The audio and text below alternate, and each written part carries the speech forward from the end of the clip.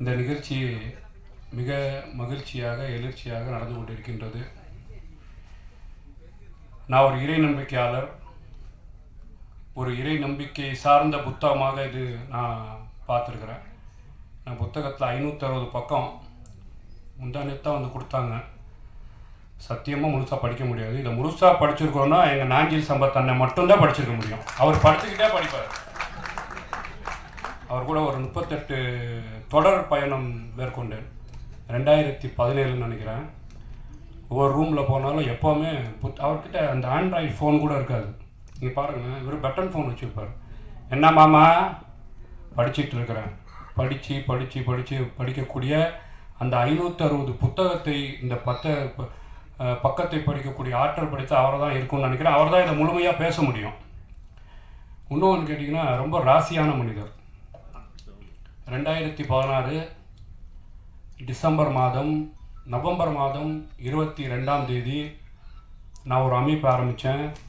தமிழ்நாடு முஸ்லீம் லீக்குன்னு சொல்லி நான் ஒரு நிறுவனமாக இருந்து அதை தொடங்கி வைத்தவர் மரியாதைக்குரிய நாஞ்சில் சம்பத் அவர்கள். இன்றைக்கி நான் சட்டமன்ற உறுப்பினராக இருக்கிறேன். அதே மாதிரி இது வந்து ஜென்சி ஆட்சி, ஜென்சியின் புத்தகம், முதல் புத்தகத்தை வெளியிடுறாங்க. மிகப்பெரிய ராசியானவர் தொடங்கி வைக்கிறார். கையில் புத்தகத்தை வாங்கிட்டார். மேலோங்கி மேலோங்கி மேலோங்கி சொல்லக்கூடிய வாய்ப்பு அதிகமாக இருக்கும் என்பதை இந்த இடத்தில் நான் பதிவு செய்ய கடமைப்பட்டிருக்கின்றேன்.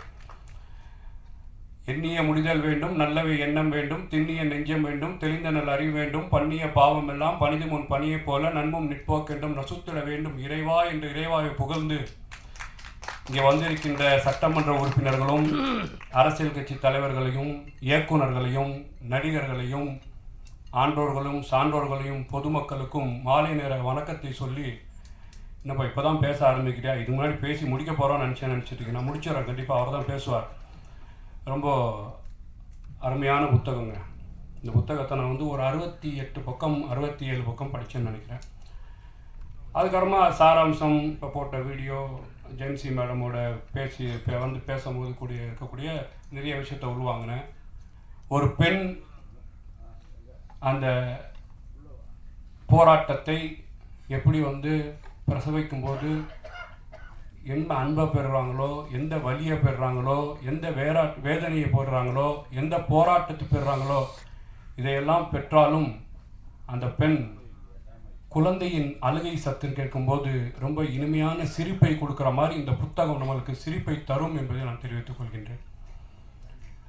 இந்த புத்தகத்தின் நோக்கம், பெண்கள் எந்த அளவு பாதிக்கப்படுறாங்க, எந்த அளவு இந்த விஷயத்தில் வந்து கஷ்டத்தையும் நஷ்டத்தையும் அனுபவிக்கிறாங்க, அதை வந்து முழு நோக்கத்தோடு இந்த புத்தகம் எழுதியிருக்கிறாங்க. அது மட்டும் இல்லாமல் இந்த புத்தகம் தென்னாட்டு சிவனே போற்றி எந்நாட்டு இறைவா போற்றி என்ற சிவபெருமானை பிரார்த்திக்கின்றது. இந்த புத்தகம் இயேசுவின் ரத்தம் ஜெயம், இயேசுவின் ரத்தம் ஜெயம் எந்த பகவத்கீதை ஏற்றுக்கொள்கின்றதோ, எந்த புனித குரான் ஏற்றுக்கொள்கின்றதோ, இயேசு குரானை போதித்திருக்கின்றது. அதையெல்லாம் தாண்டி இந்த புத்தகம் உங்களுக்கு தெரியுமோ தெரியாத தெரியல, இறை வசனத்தில் இருக்கக்கூடிய செய்தியை இந்த ஜென்சி அவர்கள் வெளிப்படுத்தி இருக்கின்றார்கள். குரான் எதை சொல்கின்றதோ, எதை போதிக்கின்றதோ, எந்த செய்தியை சொன்னதோ, எந்த நற்காரியங்களை புரிந்ததோ, எந்த பெண்களை பாதுகாக்க வேண்டும், தாயின் பாதத்திலே சொர்க்கம் இருக்கின்றது என்று சொன்னது போல, எந்த பெண்களை மதிக்குதோ அந்த விஷயத்தை ஒரு ஆண் இல்லாமல் ஒரு பெண் குழந்தை உண்டாக்கி குழந்தை பெற்றெடுக்கிறாள் என்று சொன்னால் இது குரான் சொல்லியிருக்கின்றது. மரியம் அலைஹிஸ்ஸலாம் பலஸ்தீன்ல, நான் பலஸ்தீன் அந்த இடத்துக்கு போயிருக்கிறேன், பலஸ்தீன்ல ஆண் துணை இல்லாமல் ஈசாவை பெற்றெடுத்தார் என்ற உண்மை செய்தியை இவங்க நினைச்சிட்டு இருக்கிறாங்க. நான் வந்து கற்பனையாக கொடுத்த செய்தியை சொன்னு சொல்லி குரான் இருக்கக்கூடிய உண்மை செய்தியை ரொம்ப அழகாக தத்துரியமாக ஒரு சாமர்த்தியமாக புரியும் பக்கத்தில் இதை வந்து வெளிப்படுத்தியிருக்கிறாங்க. உண்மையாகவே எல்லோரும் இந்த நாட்டின் மன்னர்கள், இங்கே இந்து முஸ்லீம் கிறிஸ்தவர்கள் பௌத்தர்கள் ஜெயினிசர்கள் எல்லோரும் ஒன்றாக இருக்க வேண்டும் என்பதை இங்கே மையமாக வைத்திருக்கின்றன. எல்லாத்தையும் சொல்லியிருக்காங்கல்ல அவங்க, இதை குரானையும் சொல்லியிருக்கிறாங்க, கிறிஸ்தவர் இயேசு பிரானையும் சொல்லியிருக்கிறாங்க, சிவபெருமானையும் சொல்லியிருக்கிறாங்க. இதையெல்லாம் தாண்டி நாட்டில் இருக்கக்கூடிய முதலமைச்சர் அவர்கள் யார் வரப்போறா, எப்படி வரப்போறார், கோட்டு போட போறாரா, நிறைய விஷயத்தை அதில் வெளிப்படுத்தி சொல்லியிருக்கிறது அந்த புத்தகம். எல்லோரும் ஒன்றுதான் என்பதற்கு நான் ஒரு சிறு 2-3 உதாரணத்தை சொல்லி நான் முடிச்சிடுறேங்க.